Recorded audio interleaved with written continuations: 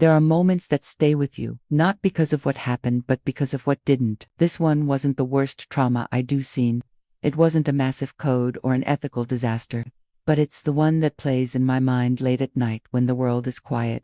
Because I never got to say what I really wanted to say. It started on a rainy evening. The emergency department was packed, slippery floors, phones ringing nonstop, patients in every corner. I was assigned to a man in his 60s who came in with chest pain. He was stable, talking, a little grumpy but funny, dry sense of humor. He told me I looked too young to know what I was doing, then winked to soften the blow. His name was Mr. Karim. His wife and 2 sons came in shortly after. They brought snacks, blankets, even a little Bluetooth speaker that quietly played his favorite music at his bedside. They were close. You could feel it. The way his wife tucked the blanket under his arms. The way his sons took turns rubbing his shoulder. They made the small room feel like home. Then, out of nowhere, he deteriorated. One moment he was laughing. The next, his eyes rolled back and code blue. We rushed in, compressions started, defibrillator charged. I remember his wife screaming in the hallway, "Please help him, please bring him back." His sons clung to each other. One of them collapsed to the floor. I was doing compressions. Each push felt like begging the universe for one more breath. But after 30 minutes, we couldn't get him back. Time of death, 7:42 p.m. I looked up and his wife was standing just outside the curtain, her face pale, the kind of silence that says she already knew. One son punched the wall. The other just kept saying, "No, no, no." Their grief flooded the room like water through a broken dam. We cleaned him up, made him look peaceful.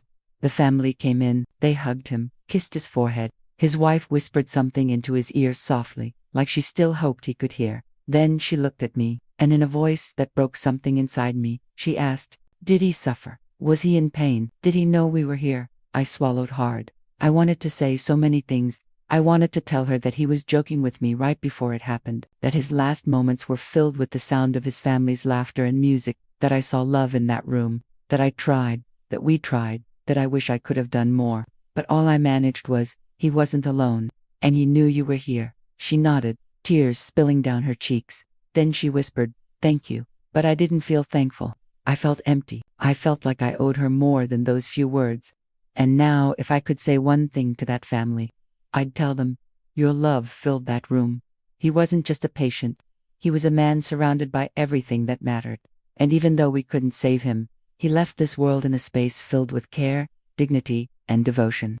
You gave him comfort, and I hope we gave him peace. Learning lessons for healthcare workers. 1. Sometimes it's not about the procedures or the code, it's about how we honor life and loss. 2. Never underestimate what simple words of reassurance can mean to a grieving family.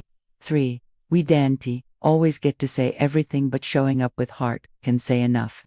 Learning lessons for medical and nursing students. 1. Be present. Your actions during and after a patient's passing matter deeply to their families. To learn to sit with silence. Grief doesn't need fixing, it needs witnessing. 3. Don't be afraid to speak gently. A kind truth can carry more weight than clinical facts. Learning lessons for the public. 1. Healthcare workers carry these moments with them. Even when we look calm, we remember your loved ones. 2. Your presence matters more than you think. Being there in someone's final moments is a gift. 3. Ask your questions. Share your love. Don't wait. Closing reflection. We don't always get closure in medicine, but some families leave fingerprints on our hearts, and sometimes all we want is one more moment to say what we couldn't say then. To Mr. Karim's family, if somehow this finds you, he mattered, you mattered, and I remember you still. This is Silent Scrubs, where we share the hidden stories of hospital life. Please subscribe and share.